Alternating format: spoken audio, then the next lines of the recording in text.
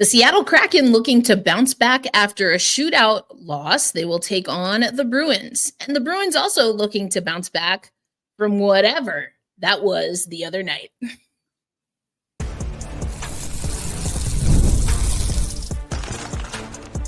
You are Locked On Kraken, your daily podcast on the Seattle Kraken, part of the Locked On Podcast Network, your team every day. Hello, Seattle hockey fans. Welcome to another episode of Locked On Kraken, part of the Locked On Podcast Network, where we bring you your favorite team, the Seattle Kraken, every single day. Erica L. Ayala here, joined by Zaiem Bag. Zaiem, we are here for another episode. Love it when we can tag team these. But before we get into our show, where we're going to obviously talk about the Bruins, we're going to talk about some injury updates and do a little bit of a deep dive into Jared McCann, also known to some as Father Canner. We're going to get into all of that. But first, I want to let you know today's episode of Locked On Kraken, once again brought to you by our friends at FanDuel. You can start the season with a big return on FanDuel. New customers can place a $5 bet, and you'll get started with $150 in bonus bets if you win your first $5 bet. Visit FanDuel.com to get started. All right, as I mentioned in the open, Zaiem, it was an interesting game against Florida. I kind of went into this on Wednesday's episode, but I liked how the Kraken played. I talked to our friend Armando Velez, who's the host of Locked On Florida Panthers, about this has to be a defensively sound contest against the Florida Panthers. And for the most part, that was the case for the Seattle Kraken. Maybe liken it to that Canes game. Offensively, I think there was just a lot more going on in that game. But the Kraken ultimately dropped this one. And to boot, there might have been some injuries involved in that loss. Let's first talk about Yanni Gourde. Yanni has been bumped up to wing, Zaiem. We're going to get into that a little bit more. But when you hear that it's a little bit more than just maintenance and maybe more of a day-to-day scenario with Yanni Gourde, what comes to mind? Didn't seem like there was anything obvious. So there was a missed call at the end of the second period that there was a clear slash on Yanni's hands. He drops the stick right in front of the net. The officials miss it, and then Florida goes down and they score right after. And that ended up being the only goal that Florida scored in regulation.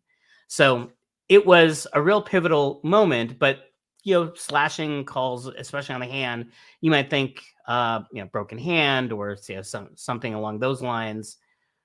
But it was then announced in the third period that he was out with a lower body injury. And when asked about it, Coach Wildsma said he said it happened after the slashing call. So it sounds like those are unrelated incidents. I went back and I looked at the broadcast and I looked at Yanni's last shift, and there was nothing that was obvious. I didn't go back and look at like the previous, 3 shifts. Maybe he got hit somewhere and then it started to aggravate. I don't know. But, it was a home game. So I was at Climate Pledge. And so I can see the entire ice really clearly and can always just know more what's going on at home games. Yeah. And there was just whatever happened seemed pretty innocuous. I couldn't find anything. I didn't see anyone else in Seattle media that was able to identify whatever it was. So we don't know. He's what's his status? He's day to day. Is that what the day to day? Yeah, that's kind of what Bosma was alluding to Wednesday after practice. I think it's also worth noting the last time you and I hopped on the mics together, I was in New Jersey and Yanni was out of that game. Sounded like it was just something that the Seattle Kraken knew they had extra bodies. They knew that it was a quick turnaround for that Sunday afternoon game. Give them some rest. So To your point, doesn't seem, or at least Bylsma said, that not related to the non-call, right, which was a pivotal moment for the Seattle Kraken in that game. And not clear, to your point, what exactly the injury was from your observations. You said you couldn't find anything. So it's worth mentioning that Yanni has recently been a scratch. And maybe this is something that was, or it could be, we don't know, but I'm guess I'm more asking the question to the universe for, but is this something that was related to him not playing in that game against New Jersey? We don't know as of yet. We don't know how long he will be out of the lineup. But the reason, Zaiem, I wanted to talk about Yanni Gourde at the top of the show is because, and we alluded to this when we talked last week for that live episode while I was in New Jersey, but I think Matty Beniers has really enjoyed being on a line with Yanni Gourde. And so he wasn't with Yanni in that game in New Jersey. Yanni will not play, it's sounding like, against Boston today. What have you seen since Yanni Gourde has been on that line with Matty Beniers from Beniers himself? I think there's just a little bit more pep in his step. I wonder. I mean, we're really like going into the armchair psychologist speculation zone here. I wonder how much of this new and not improved version of Matty is a result of overthinking and feeling the pressure and signing the $7 million contract and being the face of the franchise. And maybe it's just a little much. And, we've talked about his demeanor hasn't been as chipper. It doesn't seem like he's having as much fun. And I think that having Yanni there with him kind of draws the attention towards Yanni Gourde, because that's what he does. He just gets in and he stirs things up and gets in people's faces, and then just allows Beniers to just focus on playing hockey. Yep. And I think there's been some of that, and it's been good. Because the thing about Matty is we saw him do so well his rookie year. This isn't like, well, he's talented and he's got a lot of potential, and I believe it's in there somewhere, but we just have to draw it out. We saw it in year one, and then in years 2 and 3 less so. And it really can't be a physical thing. I mean, he's not injured. He doesn't look injured. He looks, he's bigger, he's stronger. So it seems to be a mental thing. And however, whatever it is that has Matty kind of in his head, maybe, or overthinking, or whatever is going on, it does seem that having Yanni Gourde in his line may have loosened up that a little bit. Yeah, and Matty alluded to as much with Piper when the news. Piper was one of the Piper Shaw from Kraken Hockey Network with the Seattle Kraken this year. She talked to Matty about that, and he even said things like, knowing that there's someone else on his line that is familiar at the center position. I think the way the pepper pot plays, right? It also gives Matty an opportunity to be a little bit more of that finisher and finesse player, whereas Yanni, we know, can really get action going. Of course, he can score on his own right and his own accord, but I think also he kind of can play a little bit of a hybrid and support Matty in the roles of a centerman, while also lining things up for Matty B as well. Just to get a fresh and a more free look at net is kind of my take from what we've heard from Matty, but also just how he's been playing since. But we're going to have to keep an eye on this. I think, it's so interesting that we've had so many conversations on Locked on Kraken. I certainly have leading into this season. You and I have also talked about it in season. What is the future of Yanni Gourde? What is the future of a Brandon Tanev? And quite honestly, I don't think either one of them seem to be in any kind of hot seat. Now, things have changed a lot, especially with the Jordan Eberle injury. The pressure perhaps, or the urgency that we thought was imminent doesn't seem to be there in making changes. And I think there's a few reasons we can break that down. But I do want to, as we get ready for the second stanza, is talk a little bit about another forward who continues to perform pretty well for the Seattle Kraken. But I wonder if there's more that the coaching staff can do, and certainly that the roster can do, to support Jared McCann. We are going to talk about that coming up on today's episode of Locked On Kraken. Today's episode of Locked On Kraken is brought to you by Indeed. Now, we are driven by the search for better, whether it's better line combinations, a better outfit for the day. But when it comes to hiring, the best way to search for a candidate isn't to search at all. Don't search, match with Indeed. Ditch the busy work. Use Indeed for scheduling, screening, and messaging so you can connect with candidates faster. And Indeed doesn't just help you hire faster. 93% of employers agree Indeed delivers the highest quality matches compared to other job sites, according to a recent Indeed survey. Listeners of this show will get a $75 sponsored job credit to get your jobs more visibility at Indeed.com/locked on. Just go to Indeed.com/locked on right now and support our show, by saying you heard about Indeed on this podcast. Indeed.com/locked on. Terms and conditions apply. You need to hire, then you need Indeed. Today's episode also brought to you, as I mentioned at the top of the show, by our good friends at FanDuel. Get ready to tackle the NFL action with FanDuel, America's #1 sportsbook. Right now, new customers can bet $5 and get $150 in bonus bets if your first bet wins. The FanDuel Sportsbook app also allows NFL fans to get everything that you need to place your live bets on the National Football League all in one place. So when you get that hunch in the middle of a game, you can check out the latest stats, view live play-by-play, and so much more on the same page where you place your bets. Visit FanDuel.com to join today.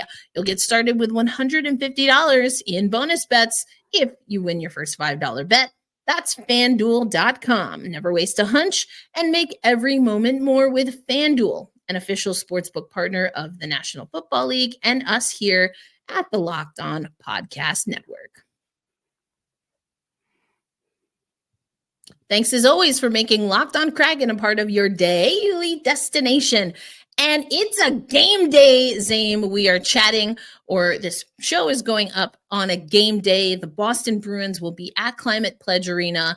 And we alluded to this. I talked about it a little bit more on Wednesday's episode, but a good showing from the Seattle Kraken to defensively really stop and stymie a Florida Panthers team.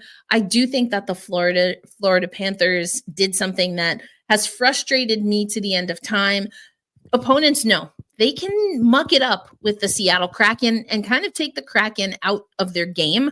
And I think that's what we saw a little bit. The Kraken, I think overall, are going to just have to figure out how to handle physicality, not just physically handle it, but also mentally. And that's just not something or somewhere where this roster is right now, it seems like. I don't know what the Kraken are. I don't know if anyone knows what the Kraken are. Who is this team? Who are you? Who are you? The 4 games against the California teams, Oh boy, yeah. Where were we at that point? Do we? Well, we can talk about it in that the past does not exist, other than to extract what we've learned from it when we look forward. But then they dominate Carolina, and they play well against the Islanders, and then they play well against the Devils and the loss, and then that crazy game is the Rangers, and then they play well against the Panthers, and they get a point there, and it's like, well, y'all were not good against the bad teams, and now y'all are good against the good teams. So what is going on? Who are you? Who are you even? I don't know, and a lot of that is I think the Kraken are still trying to figure out their identity. We talked about this before. They've been scoring a lot more on the cycle and have looked a lot better on the cycle. And I think the power play has looked much better. It looked better against the Panthers, even though they didn't score. But the puck movement was it was drawing like oohs and ahs from the crowd. It was neat. It was just like crisp, like dip, dip, dip, dip, dip, precision passing, and the Climate Pledge crowd wasn't used to that. I mean, I wasn't used to that, and there was ooh, it was neat. So maybe this team is improving, and now it's a series of challenges. So the first challenge was just figuring out who you are. The second challenge was, okay, we've now got this transition game going, but teams are stopping the transition game, and we have to figure out how to score off the cycle. And now, our power play isn't working. It's too static, and we're not executing the dynamic portion. Well, that's changed. Now the next thing is, okay, there's some physicality. How do we manage that? And I don't know how they're going to respond to the physicality of the Bruins, which I anticipate, because the Bruins, they're probably pretty angry after the game that they just had, and they're probably going to take it out on their next opponent, which is unfortunately our beloved Seattle Kraken. That's us. That is us. Yeah, and I know we're gonna get into what the Bruins have brewing, if you will, but I wanted to talk about the physicality, and we're going to talk about Jared McCann, not because they're related at all, but not in the way that we are going to see an impact. I think they are related because Jared McCann has been a player that in the history of the Seattle Kraken has been able to be a target of opponents, and really they haven't had to be held to account. And that's, unfortunately, we've seen that with McCann. We've seen that with Beniers. I think last year, or even really this year, Ty Cartier, I think people realize quickly, though, that they can't really mess around and bully Ty Cartier. That's not going to work. But I do think that talking about McCann is interesting because, well, one, he was maintenancing, but also we've talked about Burakovsky, him having a reset. We know Shane Wright had a reset that I think has paid dividends. I mean, you talked about the power play. The right line is what is the Seattle Kraken? The right line. That's what they are. I wonder sometimes if Matty Beniers might get a reset.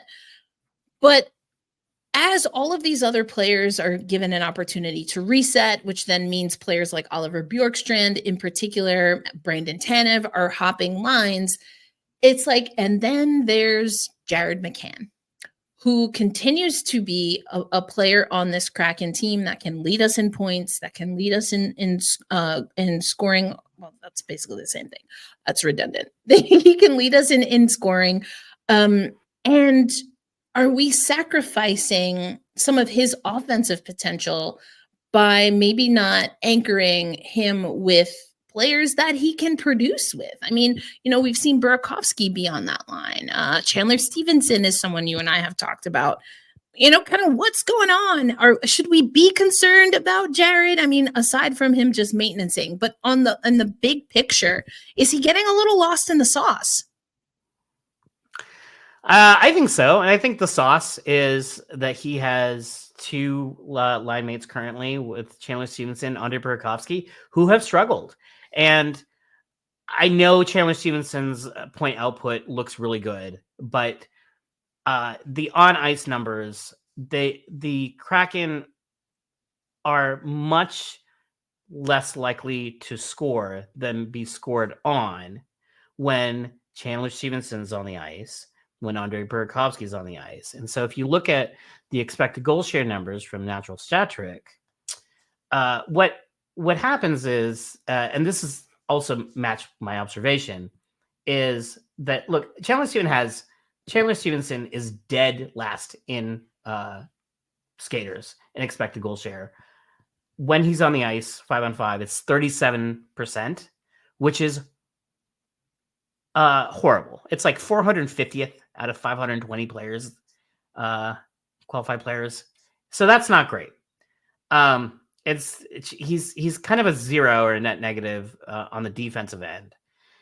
And then you have Andre Burakovsky, who is also sub 50% on expected goal share. And he has, really bad turnover problems. He is 19th or 18th, 15th in expected goal share on the team. And also sub 50%. So what happens is you have Stevenson, you have Burakovsky, and they bring whatever they bring offensively, which we've thought about and discussed ad nauseum. But defensively, with the turnovers and the responsibilities, now you have Jared McCann with them, and he's the adult in the room.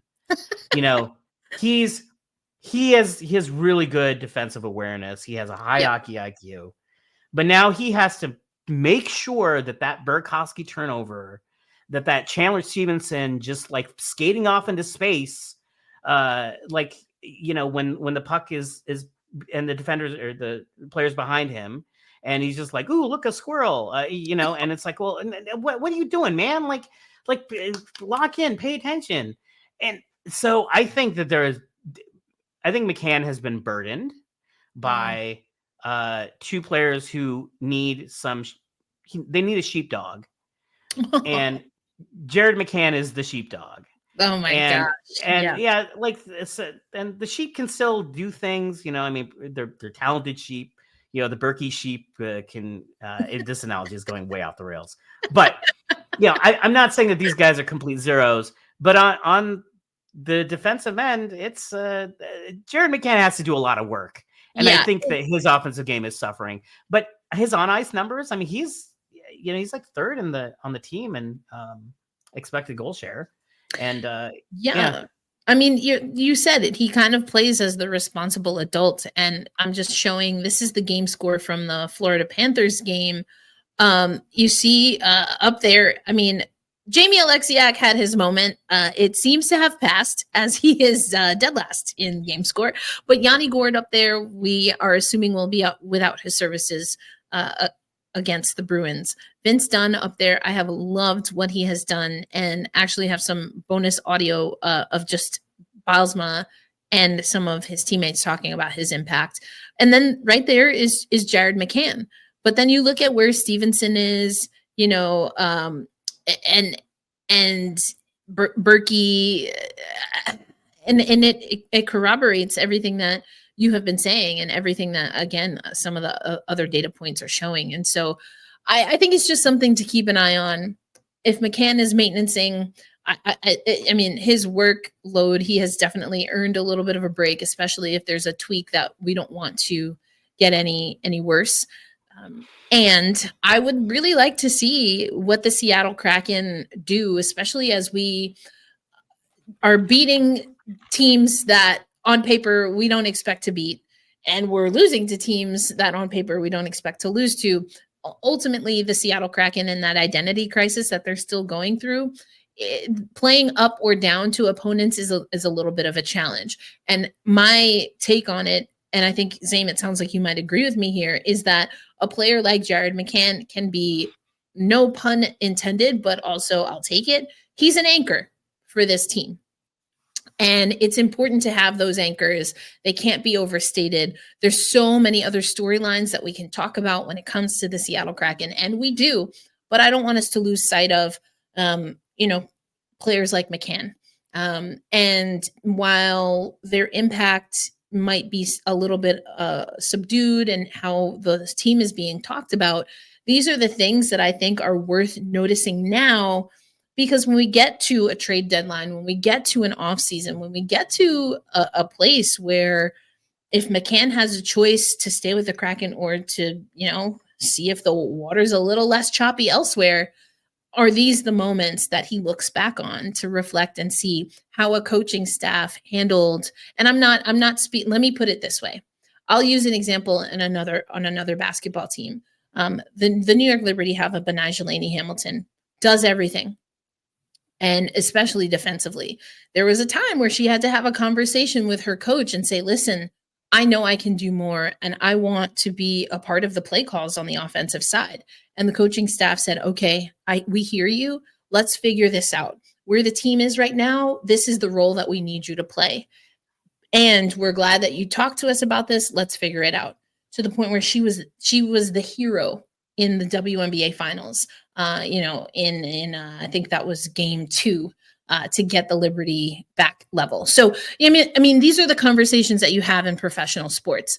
I don't know if these conversations are happening, but the observations that we're making, you and I, if these conversations are happening, I think it will be curious to see how the Seattle Kraken handle it, because I do think there's value added when you have a player on your roster like Jared McCann, but making sure that that player knows what their role is, and that that player is communicating what they want their role to be. If it's not the same, those are the things that you hope the Seattle Kraken are able to, those conversations that they're able to have. And I mean, if we just take the conversation that they had with Daniel Sprong, which could be a whole nother story, a whole nother segment, but the honesty with him to say, hey, listen, we don't have it right now as far as the money, see what you can get elsewhere. And then eventually he traveled all the way from Vancouver on foot to rejoin us, and now is a healthy scratch. But, like I said, that's a story for another day. But coming up, I mean, you want to talk about turmoil. It sounds like that's maybe what Boston is bringing to CPA tonight. Now, is this a situation where the Kraken can capitalize on that? Or is it a situation where the Boston Bruins are going to use the Seattle Kraken as a punching bag? Well, to be determined, but we'll talk about it coming up next on Locked On Kraken. Today's episode of Locked On Kraken also brought to you by our friends at Prize Picks. If you love sports, you're going to love Prize Picks, the best place to turn your sports knowledge into real money. Whether it's hockey, football, or any of your favorite sports, Prize Picks makes it easy to get in on the action. You can win up to 200x your money on Prize Picks. Get $50 instantly when you play your first $5 lineup. No need to win. You just put that $50 or you just get that $50 guaranteed.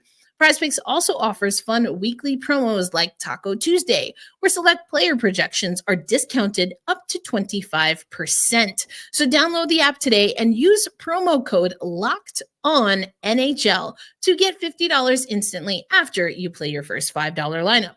That's right, $50 instantly. Prize Picks, run your game. All right, Zaiem. We hope the Seattle Kraken run the best version of their game against the Boston Bruins. And for me, that's really a focus on that defensive mindset like we saw in Carolina, like we saw against Florida. I've said it, and I love defense, so I'm always going to talk about defense, but also 50-50 battles, winning board battles. Those things are important when you are a team that wants to play in transition, but you also want to eliminate transition chances for other teams. It seemed like the Kraken knew that. That was a part of the scout going into the game against Carolina and Florida. And for the most part, the Kraken executed. I really wish that was on just the scout for everything that the Kraken have to do. But if we look at the keys for this game, and knowing that the Bruins, they've got coaches yelling at each other on the bench. They had a bench boss change. There's people calling out their goaltenders, which Seattle would never. Now, Seattle fans might, but Seattle players would never. They should actually make sure that the carpet is extra clean in the goalie stalls, because the goaltenders have kept them in games when they had no business being in games. But for you, let's focus on what we know about the Boston Bruins on the ice. We'll leave the drama to the Locked On Bruins host to handle. So good luck with that, Ian. We'll leave that to them to sort out. What do you want to see the Seattle Kraken show on the ice, given what we know about Boston this season? I want the Kraken to withstand the first test, because drama happened, and they're, as you said, people are yelling at each other. It was their captain, by the way, who called out the goaltending. So imagine Jordan Eberle being like, you know what, Philip Grubauer really needs to be better. Never in a billion years would that ever happen. No. Even if he thought it. Just their captain also has a history of licking people. So yes, this is true. True. I just don't understand. Jordan Eberle also would not lick anybody. It's I think that's on the ice. No. But they did lose 8-1. So the reason why that's relevant is because they have been embarrassed, and it's not a team. They fired their coach, who, by the way, was a finalist for the Jack Adams award winner 18 months ago, alongside Dave Haxtell and Lindy Ruff. All three have been fired since. So, teams are way too quick to move on from coaches. That's and ran for another episode. Oh yeah. But so now we have Joe Sacco, not Joe Sakic, but Joe Sacco, and they've been 7-3 since the coaching change. They're a talented team, and they had a really, really, really bad game, and so now they're angry, they're embarrassed, and they're coming into Climate Pledge, and they're going to be a way too many Bruins fans there, and they're going to come out, and I expect them to want to show that, hey, we're not that team. We're not that team that lost its mind. And I mean, they really lost their minds. The whole thing was just an absolute disaster. And so that's what I think that the Kraken are going to get punched first, and they withstand that punch and then coming with a counter punch, because I think the Bruins are going to come out flying. Yeah. Yeah, and also this is all happening in a season where they're celebrating, right, 100 years. So there's a lot of reflection. There's a lot of attention. There's a lot of nostalgia and history being a thing. We also have to remember that the Seattle Kraken have already played this Boston team this season. Didn't go the way that we would have wanted. I was in a weird spot for Seattle. They've got some Boston boys on the team here in Joey Decord and, of course, Matty Beniers, who we talked about a little earlier on the episode. So, it's always interesting to see how, those guys play against the team. But we got shut out earlier in the year in November. And so as much as there's a lot going on with Boston, the Seattle Kraken also have storylines and narratives that they can place on their whiteboard and take some pride in. And, the Seattle Kraken haven't been shut out a whole bunch this season, but the offensive struggles at times, I think, is something that the Kraken are getting tired of having to answer to. And again, I think that's why shoring up the defense is so important. I think another thing that's going to be interesting, and we've kind of alluded to it throughout this entire episode, is if Yanni cannot go, which sounds more likely than McCann not being able to go. But in the scenario that neither one, Zaiem, is ready to roll, I alluded to Daniel Sprong. I just think that this gives the Seattle Kraken, I'll spin it in a positive, or opt to take the positive here. This really gives players, whether they've been in the lineup consistently or not, an opportunity to really make a mark. And, why not us? Go in with that why not us mentality. You can't guarantee that someone that just lost 8-1 is going to stay there. But if they're already down there, why not keep them down? Sure. That's the mentality that I would love to see the Kraken have. And I love how you put that it comes down to to remix what you said and to reflect on what Dan Bylsma has said. It comes with being the aggressors. And I think there's no better place to do that than at home. There's no place like home to dominate. That's what people expect. It is your house. All the kinks, the board bounces, what's going to get the crowd going. So use that to your advantage. And I think there are times where the Seattle Kraken this season have been able to do that. We, of course, had that really successful homestand, but then there's also been times where they have not done that. And I'm going to need them to do the former and not the latter. Maybe they focused on defense after that Sharks game, because they're like, okay, we have been trying to figure out how to score, and we haven't found the right formula. The lines were in a blender, but okay, maybe it was just a different approach, because then that Carolina game was such a commitment defensively. And then and then Bylsma after the Florida game, he said that he thought that was their best defensive effort of the year. Mhm. right? And so, yeah, you can win hockey games in multiple ways. You can win 5-4, or you can win 2-1, Right. and both count for 2 points in the standings. That's So it.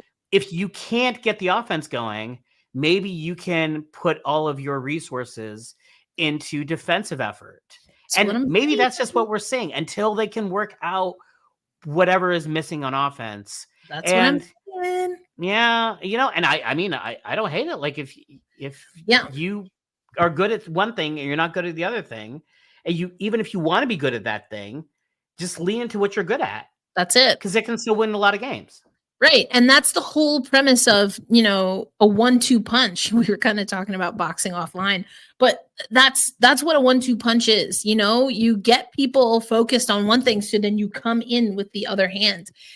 You might not always focus on your defensive efforts first and put that energy, that be the paramount focus. But if you don't focus on it at all, you can't go into that reserve. You can't go into that mindset and that mentality. But also, I think it's situational. Again, Bilesma and the coaching staff seem to know that they needed to emphasize defensive effort against Carolina and against Florida. And riddle me this, why would you do that against those two teams? Oh, wait, because they score. And we, at least at the time, we don't. So you have to be able to reach into that bag. And when it comes to Boston, we talked about this. I think you mentioned this on the show already, but they're 7-3 in their last 10. We're 4-5-1. But also looking at the power play, not great for Boston. The penalty kill, not great for Boston right now. And the goals for and goals against, the Seattle Kraken, they actually are leading in some of these categories. And so keeping that momentum, but also not taking a team like Boston for granted, is what I want to see from the Seattle Kraken team. But this could be a place where you really lean into special teams. We talked about physicality. I do think Boston, they just got some energy that they want to let go of. So the Seattle Kraken have to decide what that means for them. Now, I'm not saying or suggesting that they go full rope-a-dope, but they have to play smart. The Seattle Kraken are likely not going to win a game if it becomes a battle of physicality, in the tight spaces. But what you can do is use your speed, which we have said, Dan Bilesma has said, is a building block of this team.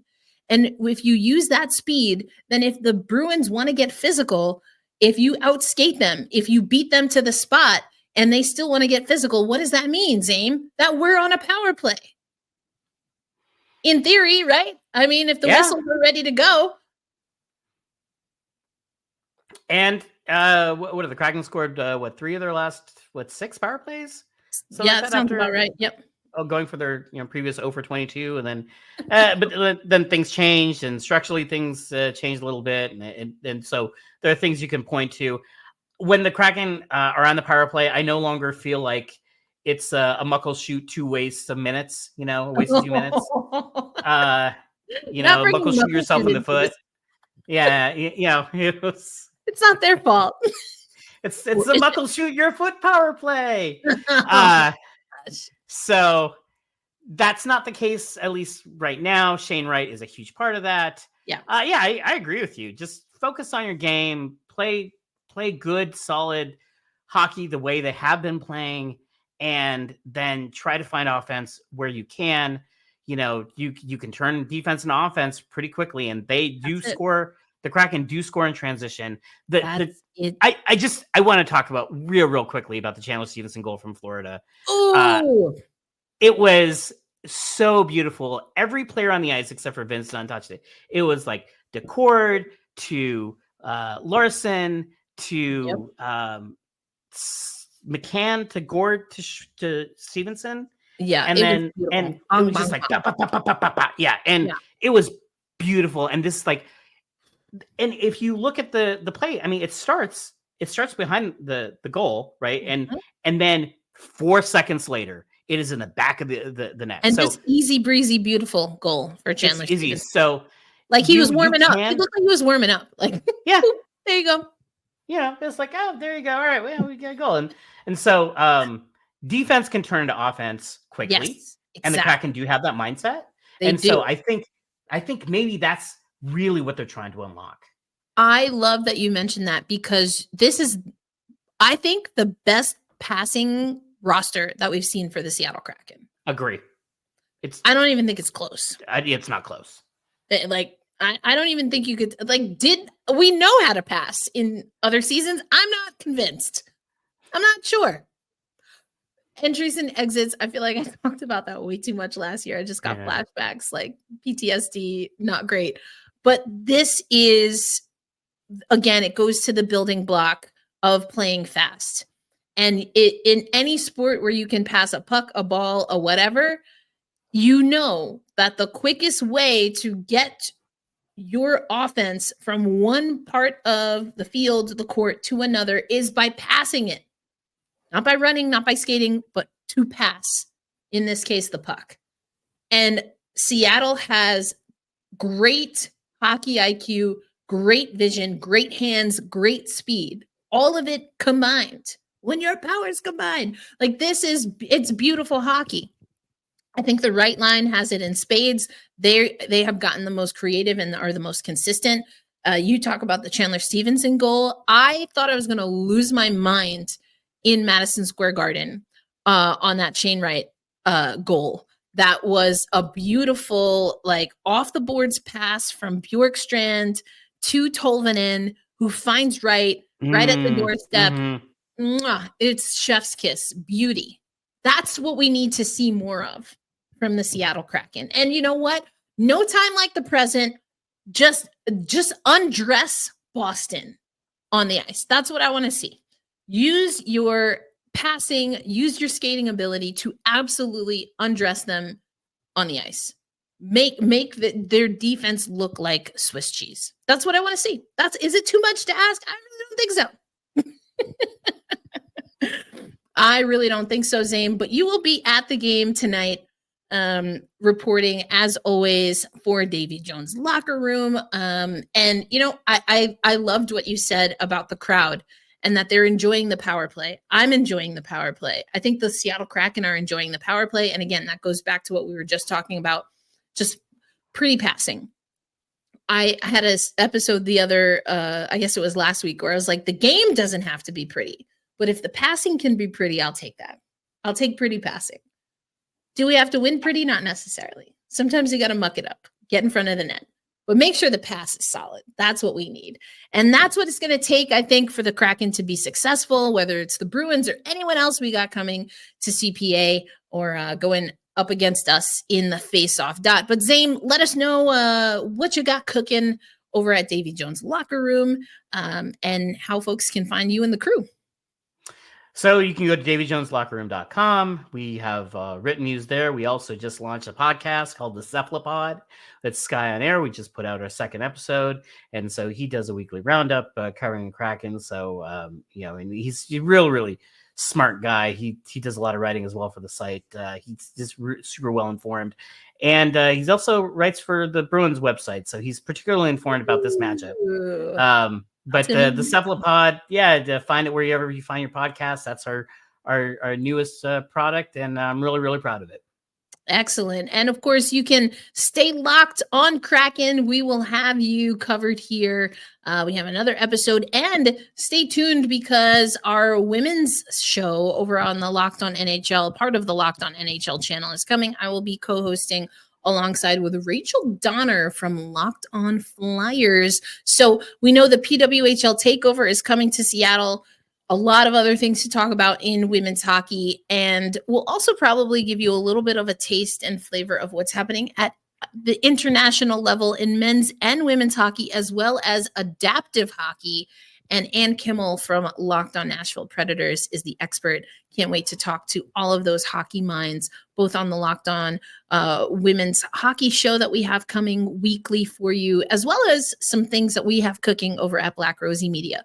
But it's a game day, so get your red glare in check. Have all your gear ready to go. It's going to be a celebration, I'm sure, for the Bonderman family in solidarity with the community. And it will also be an opportunity for us to see what the Seattle Kraken can do on the ice against the Boston Bruins. Be kind to yourself. Be kind to one another. And as always, especially on a game day, hold fast, stay true, and let's go Kraken. We'll catch you on the next episode. Peace out, everybody.